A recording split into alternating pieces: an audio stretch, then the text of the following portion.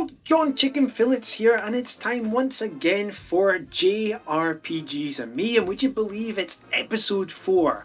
Now today I have Taylor from the Gaming Shelf as my guest. Now, if you're unaware who Taylor from the Gaming Shelf is, well, he is one of the pillars of the JRPG YouTube community, and you'll be able to find all sorts of videos, whether it's lists, reviews, anything JRPGs. He is one of the best sources out there. Taylor, please say hello. What's going on? Thanks for having me on, man. It's been good to have you in the in the comments, and then like be on the Discord and chit chat. So it's cool to finally be talking for once, talking some JRPG. So excited to excited to chat with you, man. It's quite exciting for me as well, as you may have picked up there from Taylor. How I know Taylor from the Gaming Shelf is, well, before I got into YouTube, I was a commenter. I was always commenting on your videos, joined the Discord. I'm one of the OGs on Discord. And then I went on and started YouTube myself, and I've got you in videos. You had me on one of your collaborations, actually a couple of collaborations now. So yeah, exciting times. I'm really excited for this one. So the format of this show, you may be aware, but if you're new to this show, how it works is I like to build a JRPG profile around my guests. So I will ask them questions all related to JRPGs. So if you're ready, Taylor, I'm going to get cracking with the knacking. How's that sound? Absolutely, man. Ready for it.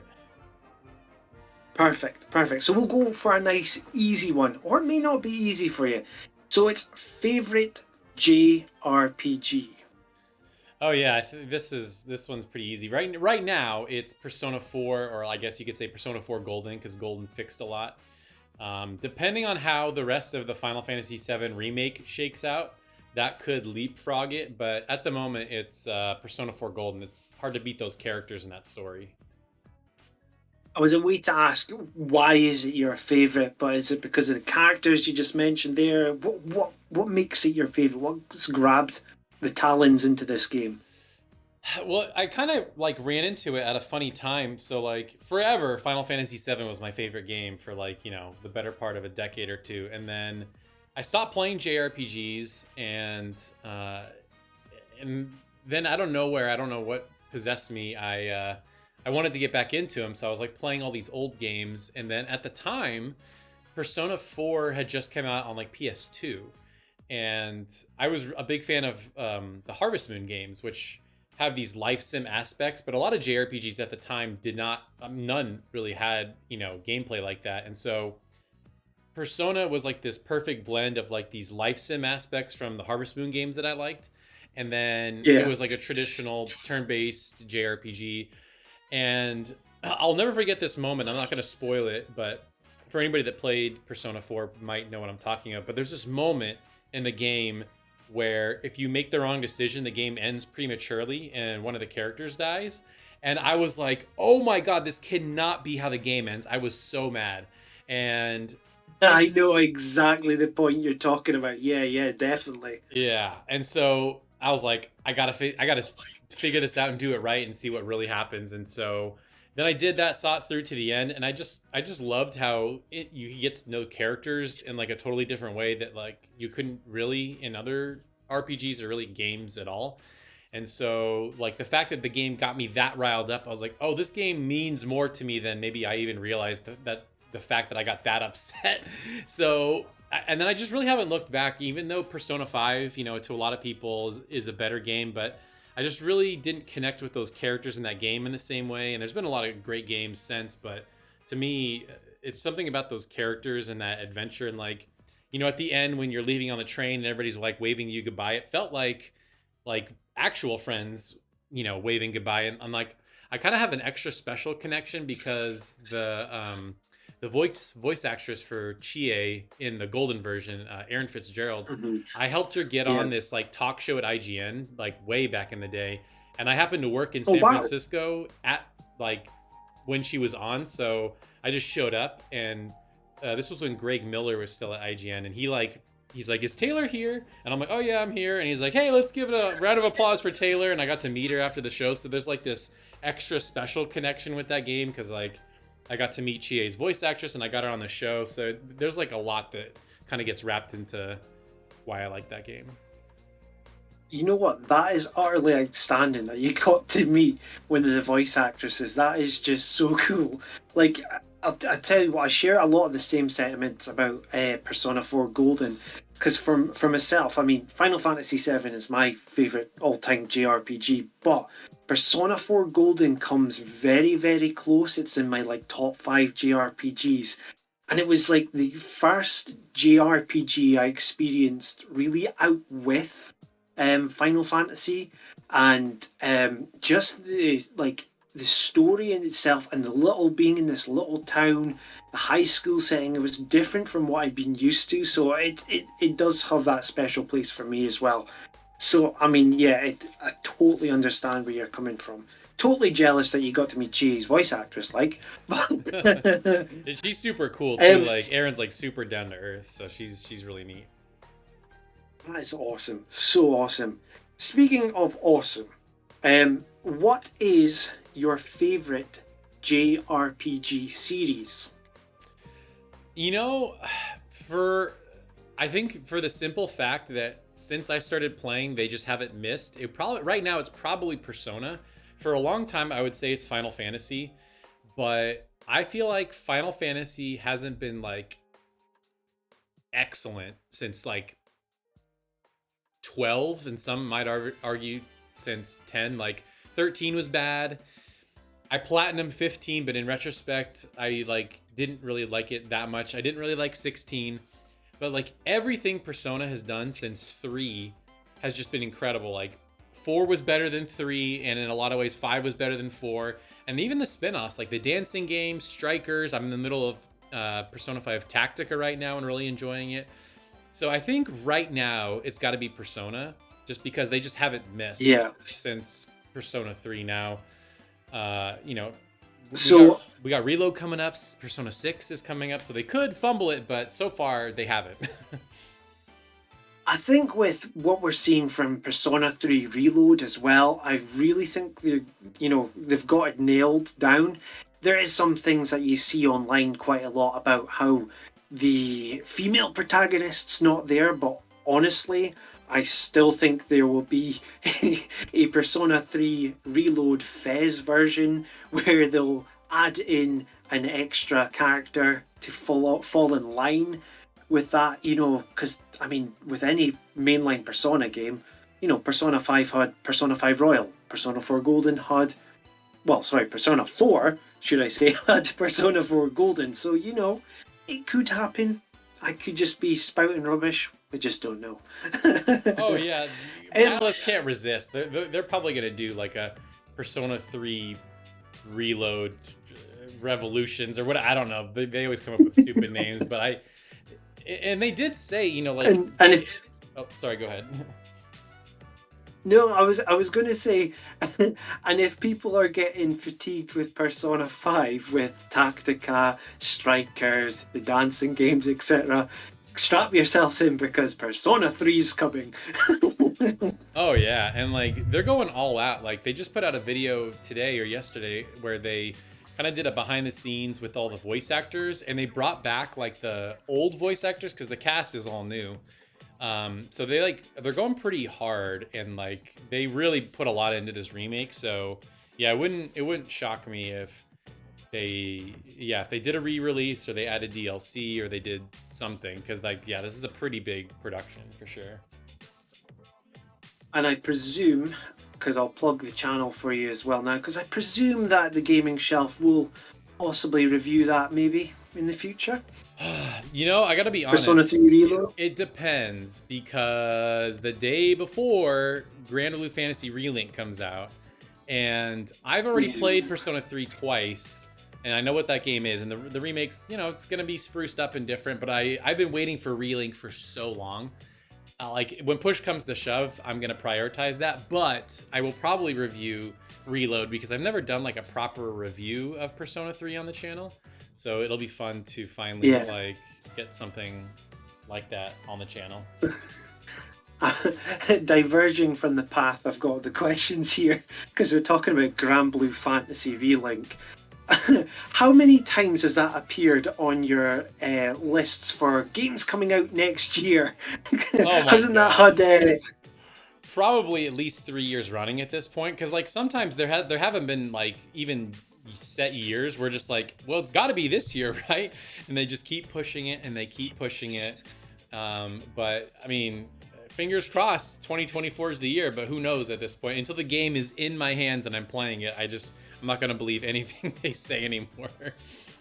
Yeah, just keep the clown makeup ready just in case. That's right. So next question here. So we've talked about favourites. Now I have an inkling. I have an inkling what the answer is going to be, but I could be wrong. What is your least favourite JRPG? My least favorite JRPG. Oh man, that's a good question. So See, I haven't. You have a guess. I'm curious. So why don't you guess, and then I'm curious if what I say will line up with that. I was thinking it was going to be Trails of Cold Steel. Because I know you have a love-hate relationship with that game. Yeah, like I don't like I don't like it as much as everybody else does. Like people think it's like the second coming of like the greatest thing ever, and I just don't understand the reverence that game has. But I can recognize its good aspects. Like it has good characters, it has a good combat system, the music's good. But if I were to pick an actual worst, because I've been doing this thing on my channel where I play like the 5 worst JRPGs of a particular series.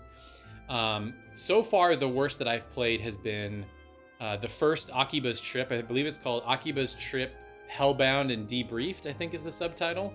And it is... Oh, yeah. It's so clunky and ugly and cringy, and like it has like almost no redeeming qualities to it. Like the I had to turn the game off because there's this one mission where it, like you literally go to this person. So the concept of the game, for anybody that is not familiar, is there are vampires running around Akihabara in Japan, and the way that you defeat them is by stripping their clothes off so their skin is exposed to the sun, and then they like melt or whatever. And there's this part where you're supposed to like find this super secret agent vampire, but she's like a high school girl. So you go to this character and they're like, so you want to learn how to remove a high school girl's clothing? I'm like, I'm turning the game off now. I just can't do this. I can't do this. This is so cringe. It's so cringe. Like I just can't. I remember you putting that in a video. I was like, oh man. Yeah, I'm glad I don't have that one. And I've never planned on picking it up, but I'm not planning on anytime soon. Oh yeah, even for like curiosity's sake, it's totally not worth it. Unless you want to make content out of it, like go for it. But like, don't play it for fun, because there's like no fun to be found. Dearie me. Next question we have here. So many JRPG fans always conflict with each other about different styles of combat in JRPGs. So the question I'm putting to you is turn-based or action-based combat? What's your preferred choice? I mean, I genuinely love both. Like I don't think like one is like garbage and the other is better. But if I had to have a preference, I would probably prefer action.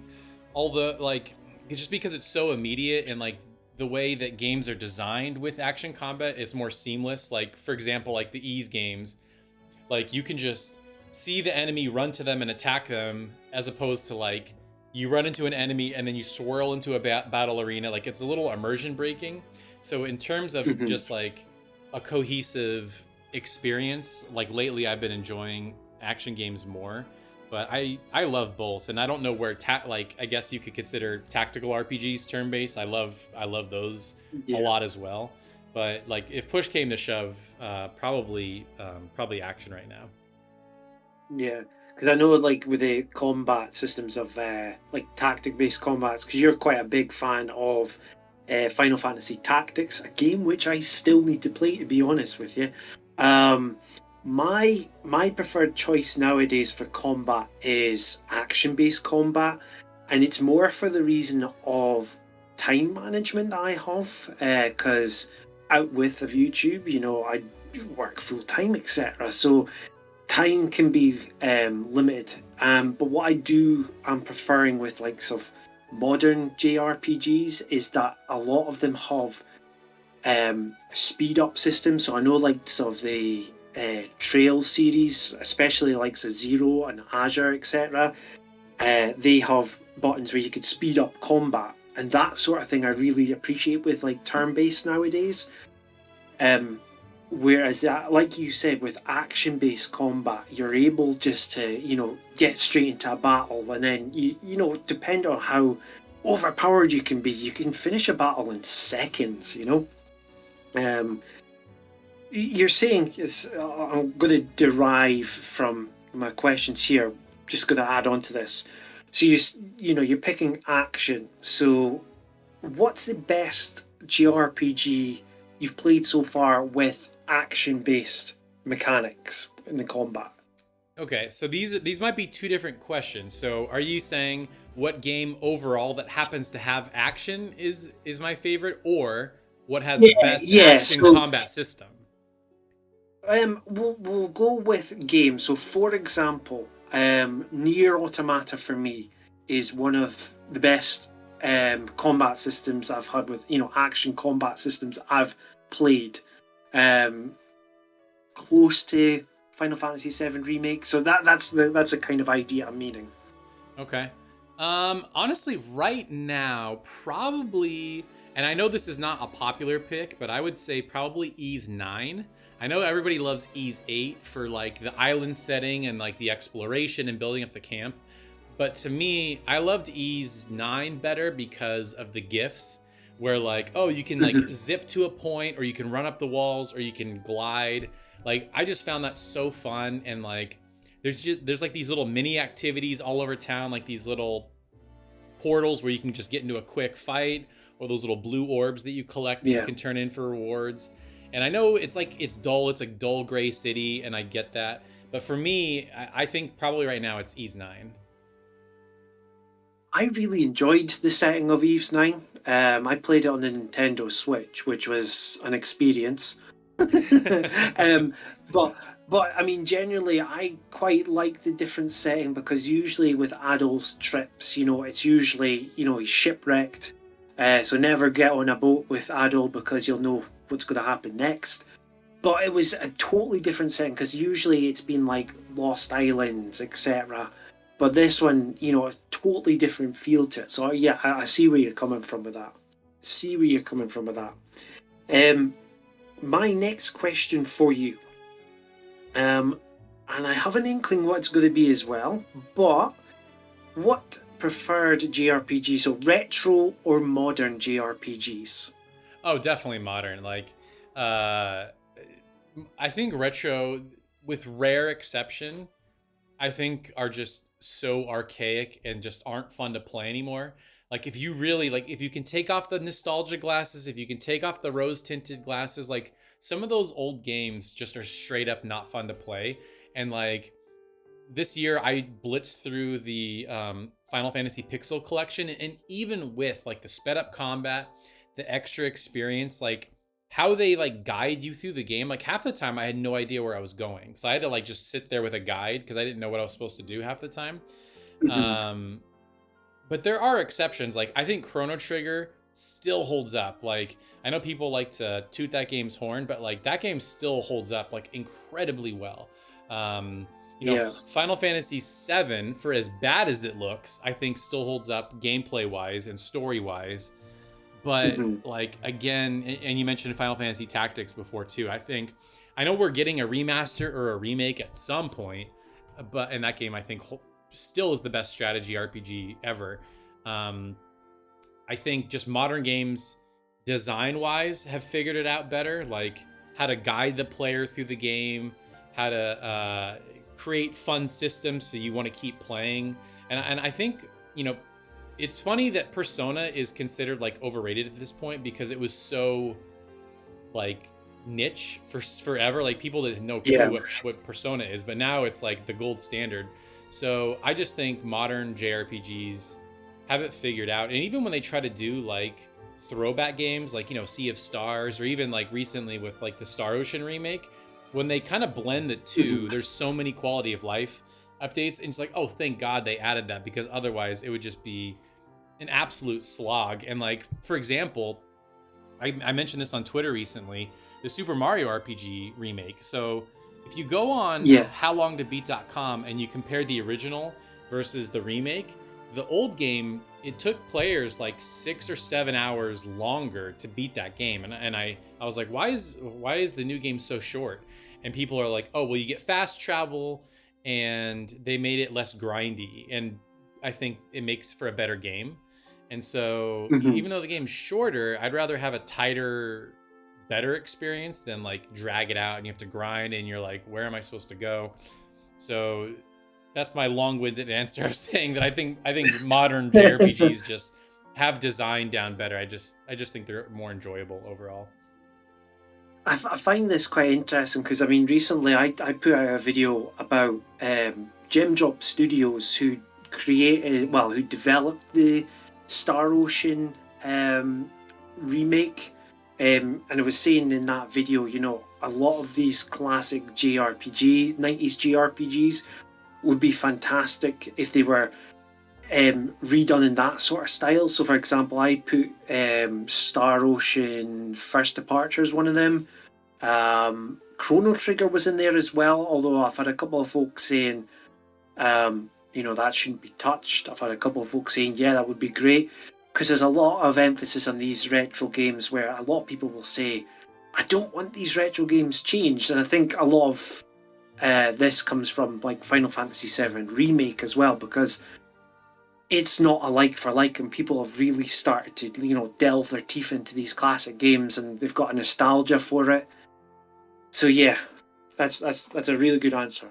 Um, Speaking of retro and modern, um, all we can both agree here that the majority of JRPGs have amazing soundtracks. So, for example, you'll have Falcom's JDK team, who always put out banger tracks from the likes of Square Enix, with who do a lot of operatic music now in Final Fantasy, etc. So, the question for you here is: what is your favorite JRPG soundtrack?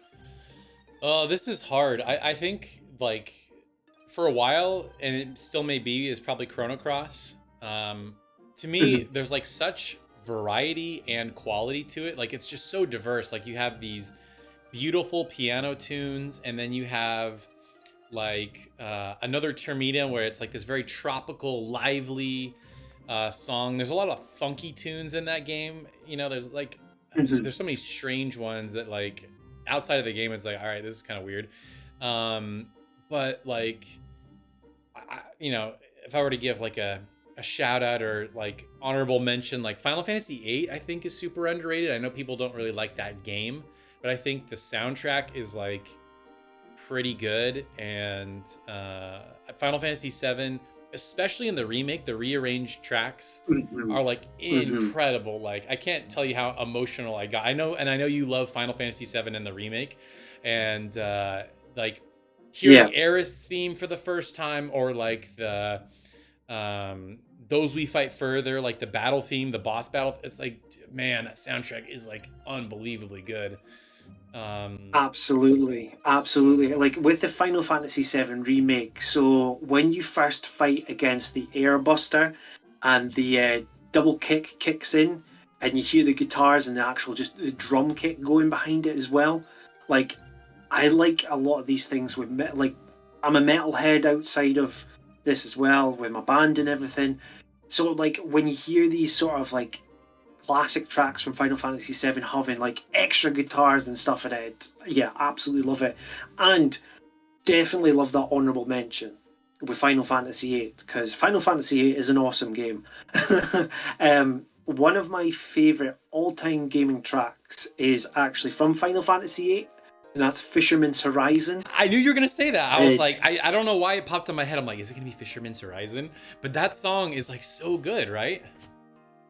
absolutely, absolutely. It's just like every time I hear that song, I just yeah, it's because I've got so many like favorite because I listen. Well, actually, since I've got older, I've started listening to more video game soundtracks than I do normal music. Like I don't keep an eye on what tracks are coming out nowadays from like various bands, but music from video games I'll start listening to more and more, and especially with the likes of the remake, etc.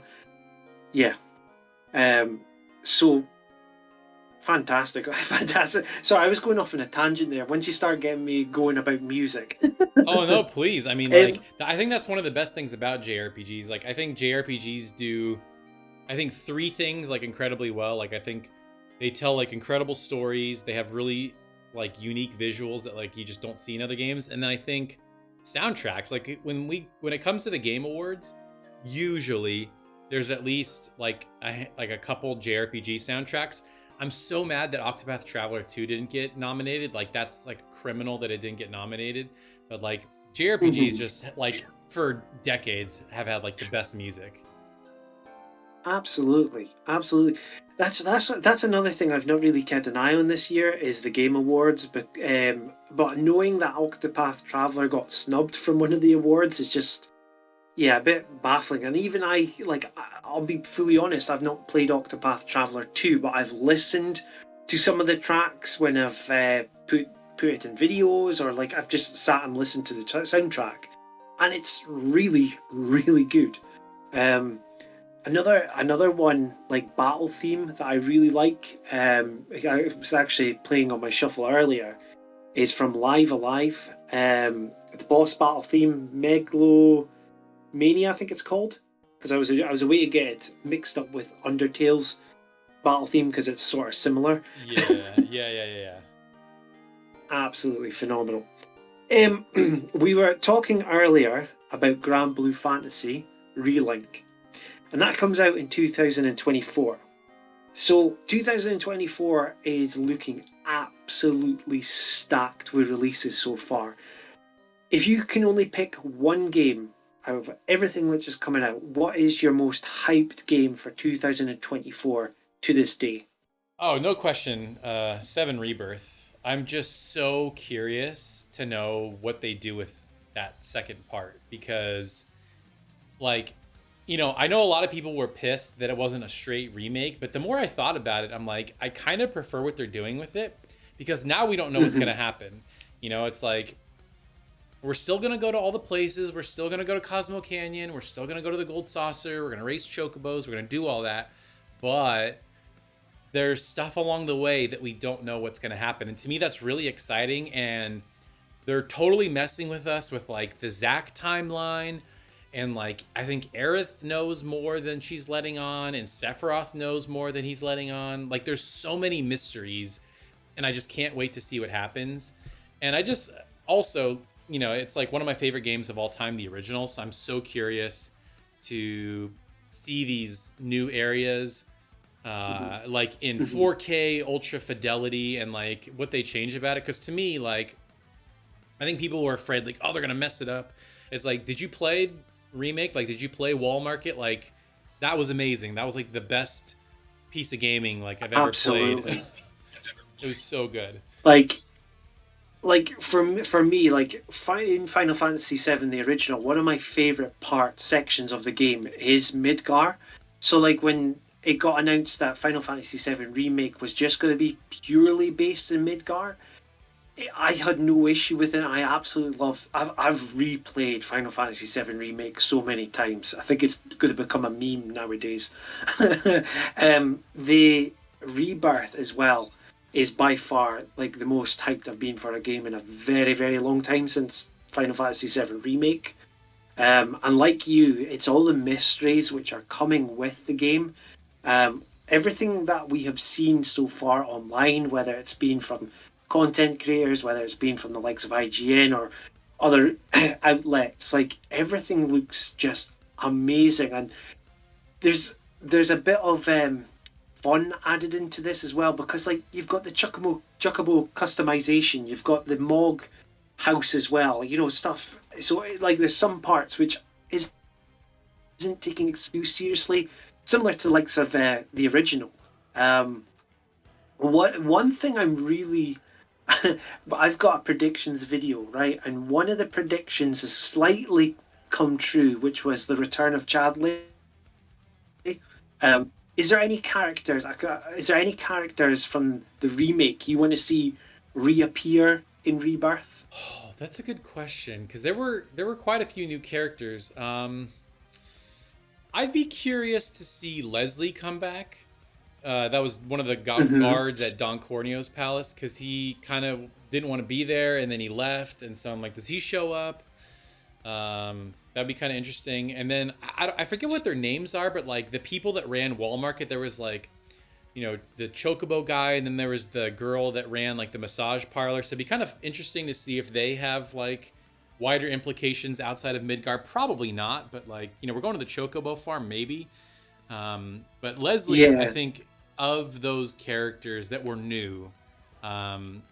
Who I'd be interested to see? I know people didn't really like this guy, but the crazy Shinra motorcycle guy.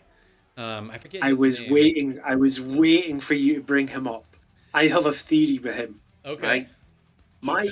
My theory is that he is going to turn up at the Gold Saucer, and he's going to be a chocobo racer. It's all about speed about this guy, so he swaps the motorbike for a chocobo. That could be fun. I mean, I could totally see that happening. Because I feel like with people got to think about like how game development works. It's like you put a lot of time into these assets and these characters, and it's like, do they just want to toss these people they put away, they put a lot of time into? Like, I think we'll see some of them come back somehow. Now, to what degree, I don't know, but I would be shocked if none of them showed up in Rebirth. And there is one more character I do want to see. Now, it's not actually from the remake, but I want to find out more about him. It's not been shown in any trailers, not been shown, because they've been Square Enix have been putting out a lot of like information about Rebirth. With like they've started telling you about the guy who runs the Cam Inn. I can't remember. I think they called him like Broden or something. Oh, interesting. But one character that I really want to see brought to life in this is Dine from the Coral Prison. Yeah, that'll be really interesting. It's seeing someone else with the gun arm as a weapon, and just seeing. I don't know. It's like that part of the game I really like as well, when you have to have the one-on-one battle with Dine in the original. So it's like I'm thinking of different things which haven't been shown in the trailers. So I'm really looking forward to it. Either way. Yeah, Dine is a really interesting character. He has like a lot of like deep connections. I don't want to spoil it, because like for people that are just playing remake, but like he's got a lot of really cool connections to Barrett. So yeah, I'll be curious if they expand that part of the game, which they've expanded every part of the game so far. But yeah, I think Dine will be really interesting for sure.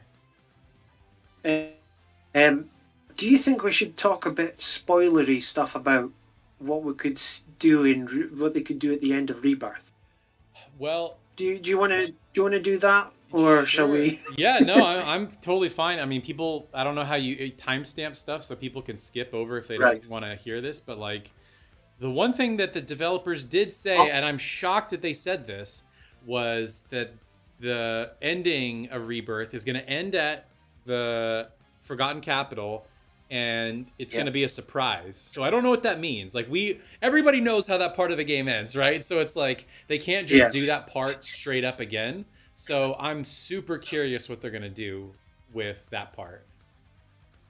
If I had to put a gun to your head and get you to answer me what you think will happen, right? Yeah. What do you think's going to happen? Do you think you could give me an answer, or do you want to just hold your breath? So I actually did a predictions video. So after Remake came out, I did like, here are my predictions for part 2. And one of them, in like, this would be a really like insane way to put a twist on that moment, was, and it almost happens in the original game, it would be if like you kill Aerith as Cloud, because there's this moment where like Sephiroth's controlling Cloud and he even pulls his sword up, but then like he kind of stops himself, and like Yeah. it would be kind of wild if like you're like, let's say you're in the middle of a fight, like you're fighting Sephiroth or something's happening, and you think you got him, like, yeah, I stabbed him, but then like Cloud, like, you know, his mind freak out clears and he realized that like he just stabbed Aerith. Like that would be, can you imagine how heartbreaking that would be, like to know that you the player did that? Like I think that's the only way you can make that scene even worse, or like more interesting, because like I've gone through all the scenarios, like what if they killed Tifa? It's like that's not interesting. Like what, like how do you even rope Zack in to make that interesting? Like I don't think that matters like at all. Yeah. So to me that's the only way I think that they could change it but still keep it like powerful. I've got a tinfoil hat theory with this. Ooh, tell me. I'm super curious. My tinfoil hat is that Aerith's not going to die. I think that's going to be Cloud who gets it. Ooh. Cloud's going to be the one who gets it, right? And there is ways around it, because if this whole timeline thing's been established, right? So you've got Zack in one timeline where there is a Cloud who is still alive in that timeline, right? So there is a way for Zack and Cloud to appear from this timeline somehow into R1. I don't know how. It's a wild prediction. Probably will not happen, but that's why I said the tinfoil hat has come out. But what if it's actually Cloud who realizes, who gets the flash in his head about the what happens to Aerith in the original, and moves her from that? Because Sephiroth talks about 7 seconds in the end of remake. He also states, and I was playing the remake recently, and he states there's a throwaway line when he's saying something to Genova. Sephiroth says, "They are here again, mother." So it's played out before. So it's I'm as I said, I'm doing my Charlie Day from always sunny in Philadelphia, you know, yep. Pointing things. But you know, that's the whole fun with these sort of things, you know, up to the lead up. I know I'll probably be wrong, but you know, it's fun to speculate.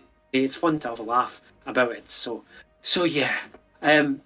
But I think that is actually all my questions that I have for you on JRPGs and me, because if we carry on talking about Final Fantasy VII Rebirth, we'll probably fill a whole like hour's worth of video content. Easy. I could go on all night. There's so many things that like I'm curious to figure out or predict, and I think, again, like I said earlier, I think that's what makes that game, what they're doing with it, more interesting than if they just straight up remade it like scene for scene like the original, because now we have no clue and there's so much discussion and there's so much more hype, you know. So I don't know, I just can't wait to see what happens.